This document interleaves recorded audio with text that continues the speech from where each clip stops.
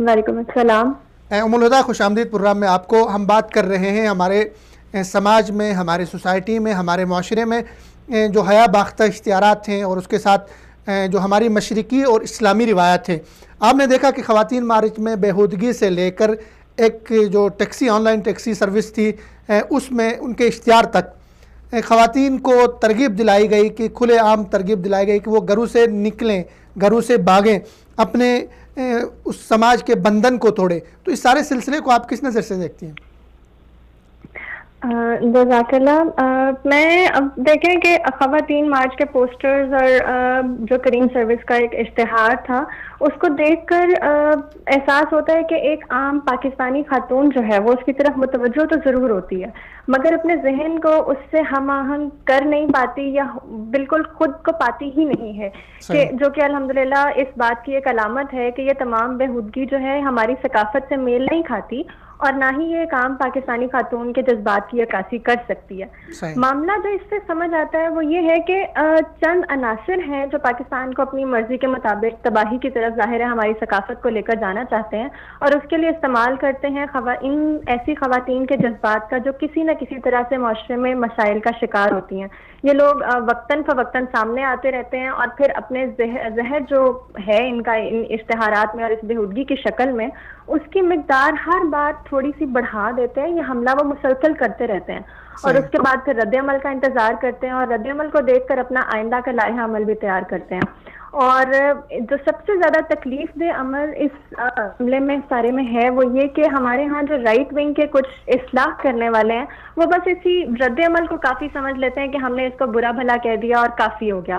ہم قطعاً اس بات کا ادراک نہیں کرتے کہ مارچ کے پوسٹرز یا اشتہارات ان کی اصل منزل نہیں ہوتے اور نہ ہی یہ حتمی اقدامات ہوتے ہیں، وہ تو صرف ایک ٹیسٹر ہوتے ہیں، اور اصل کام اور ایجنڈا تو ان کے بعد شروع ہوتا ہے، اور اصل مقاصد کے حصول کے لیے تو بعد میں زہر کی مقدار کا تعین کیا جاتا ہے، اور پھر پوٹینشیل سبجیکٹس جو ان خواتین کی شکل میں ان کو ہدف بنایا جاتا ہے، اور یہ وہ خواتین ہیں جو معاشرے میں کسی نہ کسی درجے کے استحصال کا شکار ہوتی ہیں۔ یہ اپنے مسائل کا حل جب ان کو نہیں مل پاتا صحیح طریقے سے، تو پھر ان ایسے تباہ کن مقاصد اور اہداف رکھنے والوں کے جھانسے میں آ جاتی ہیں اور پھر اپنی عزتوں کو وہ داؤ پر لگا بیٹھتی ہیں۔ تو آپ دیکھیں گے یہ کیسی سوچ ہے کہ ایک عام باحیا معاشرے کی عورت اس کی عکاسی یہ نہیں کرتی۔ ہاں، البتہ اس سوچ کو کچھ ایسے پرکشش جملوں میں ضرور چھپایا جاتا ہے جو ہمیں پوسٹرز میں بھی نظر آیا اور اس اشتہار میں بھی نظر آیا، کہ وہ اپنے مسائل کے حل کے لیے پھر جب وہ اس انداز میں سوچتی ہے تو وہ ذرا سا بے ضرر زہر جسے ہم کہہ سکتے ہیں اس کو چکھنے کے لیے خود کو راضی کر لیتی ہے۔ تو مجھے لگتا ہے کہ ہمیں اس کے لیے منظم انداز میں ذرا سوچنے سمجھنے اور پھر کام کرنے کی ضرورت ہے، کیونکہ یہ یلغار اس قسم کی ہے کہ ایک وقت میں اگر ہمارے رد عمل سے جھاگ کی طرح بیٹھ بھی جاتی ہے تو پھر کچھ دیر کے بعد ذرا زیادہ قوی انداز میں دوبارہ سے حملہ آور ہوتی ہے۔ صحیح، اس پہ تو ہم کام کر لیں گے، اور پاکستان کا معاشرے نے، سماج نے اس چیز کو ایکسیپٹ نہیں کیا، قبول نہیں کیا اس طرح کی چیزوں کو۔ لیکن دوسری طرف خواتین کے حقیقی مسائل بھی ہمارے سماج میں ہیں، تو آپ کیا سمجھتی ہیں کہ وہ مسائل جو خواتین کے، چونکہ اس کو کنڈم کرتے ہوئے ہم ان مسائل سے نظر انداز انہیں نہیں کر سکتے ہیں، تو وہ خواتین کے جو حقیقی ریل مسائل ہیں وہ کیا ہیں اور ان کا حل کیا آپ کی نظر میں، جو خواتین کے حقیقی مسائل ہیں ہماری سماج اور ہماری سوسائٹی میں؟ دیکھیے، پاکستانی خواتین جو ہیں وہ مختلف طبقات میں تقسیم ہیں، اور ہر طبقے کے اپنے مسائل ہیں۔ ملازمت پیشہ خواتین جو ہیں ان کے چیلنجز اور ہیں، لوور مڈل کلاس میں جو خواتین ہیں ان کے اور مسائل ہیں، اور پھر لبرلزم کا جو لبادہ اوڑے جو یہ بھیڑیے کچھ ہیں وہ ان مسائل کو اجاگر کرتے ہیں، تو ہم ان سے یہ کہہ کر نظر نہیں چرا سکتے کہ یہ تو شاید ایک آدھ خاتون کا مسئلہ ہوگا۔ ہمیں یہ پہلے تو سب سے پہلی بات تو ہمیں اس حقیقت کو تسلیم کرنا ہوگا کہ استحصال ہے، تذلیل ہے، اور کہیں کچھ طبقات میں خواتین کو زد و کوب جو کیا جانا ہے وہ ہمارے معاشرے کے حقائق ہیں، اور تلخ حقائق ہیں جن کو ہم تسلیم کیے بغیر نہیں رہ سکتے، یہ ایگزسٹ کرتے ہیں۔ اور پھر ملازمت پیشہ خواتین کے لیے دوہری چکی میں جو پسنا ہے وہ بھی ایک حقیقت ہے۔ لیکن یہ سب مسائل اپنی جگہ، ہم ان کی تفصیل میں نہیں جائیں گے. مجھے جو سب سے بڑا مسئلہ اس سارے معاملے میں لگتا ہے وہ یہ کہ رائٹ ونگ جو ہمارا ہے، جو صحیح اسلامی تعلیمات کا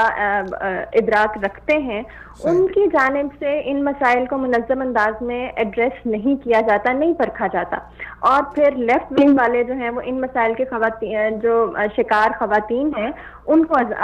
استعمال کر لیتے ہیں اپنے ٹائم کے لیے. ہمارے ہاں اکثر اصلاح کرنے والے صرف لکھ کر یا کہہ کر خاموش ہو جاتے ہیں کہ اسلام نے تو عورت کو 1400 سال پہلے تمام حقوق دے دیے تھے، وراثت میں بھی حق مل گیا، عزت و احترام کا مقام بھی مل گیا، اور پھر خاموشی. اچھا،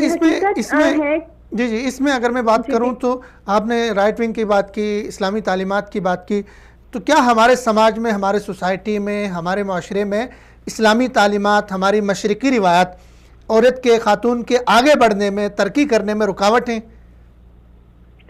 بالکل قطعاً. ہمارے اوپر نا یہ ایک کانسیپٹ بنا دیا گیا اور زبردستی ہمارے اوپر تھوپ دیا گیا کہ اسلامی تعلیمات جو ہیں وہ خواتین کے لیے آج کے جو ان کے مسائل ہیں اس کے لیے اپلیکیبل نہیں ہیں، اور اس کو روکتی ہیں، ہنڈر کرتی ہیں، اس کو آگے نہیں بڑھنے دیتی ہیں. حالانکہ دراصل اسلامی تعلیمات ہی اور مشرقی روایات ہی عورت کی حقیقی امپاورمنٹ انہی میں چھپی ہے کہ ہمارے سامنے جب ان مسائل کو رکھا جاتا ہے تو ہمیں یہ اس وقت کیوں نہیں بتایا جاتا کہ جو مغربی عورت ہے جس کی زندگی کو بظاہر تو بڑا گلیمرائز کر کے دکھایا جاتا ہے کہ آزاد ہے اور بے حیائی جو ہے اس کا وہ بہت خوبصورت اس میں وہ لگتی ہے، تو اس وقت اس کے زندگی کے جو اصل رنگ ہیں ان کے اوپر کیوں نظر نہیں ڈالی جاتی، کیوں نہیں بتایا جاتا کہ وہ عورت جو ہے وہ اب اس طرح سے روبوٹ بن کر نہیں رہنا چاہتی، بالکل وہ ڈپریشن کا شکار ہے اور اس معاشرے میں وہ عزت چاہتی ہے جو اسلام عورت کو دیتا ہے. تو ہم جب وہ ہمارے سامنے ایک نیگیٹیوٹی اس چیز کی ہمارے سامنے وہ ڈارک سائڈ لائی ہی نہیں جاتی ہے، اس کو گلیمرائز کر کے سامنے رکھ دیا جاتا ہے. عورت کو اللہ تعالیٰ نے محبت کے سانچے میں معاشرے کو جوڑے رکھنے کے لیے ڈھالا ہے اور پھر اتنی ہی محبت سے اس کی حفاظت کا انتظام بھی کر دیا. اس کو یہ احساس دلانا ضروری ہے باقی صرف کہ وہ بہت قیمتی ہے، اور اسلامی تعلیمات اس کو دراصل اس کا اصل مقام ہی تو دینا چاہتی ہیں. وہ خود اپنی دشمن اس وقت بنتی ہے جب وہ مردوں کا مقابلہ کرتی ہے اور سر بازار خود کو نمایاں کرنے کی کوشش کرتی ہے. اس کا معاشرے میں الگ مقام ہے جو کسی مقابلے کا محتاج نہیں ہے، اور اگر وہ اپنی فطرت سے جنگ چھوڑ کر اسلامی تعلیمات میں اپنا راستہ تلاش کر لے تو اس کو درپیش مسائل تمام ایک ایک کر کے چھٹ سکتے ہیں اور وہ آگے بڑھ سکتی ہے. بہت شکریہ ام الہدیٰ، بہت نوازش، سلامت رہیے.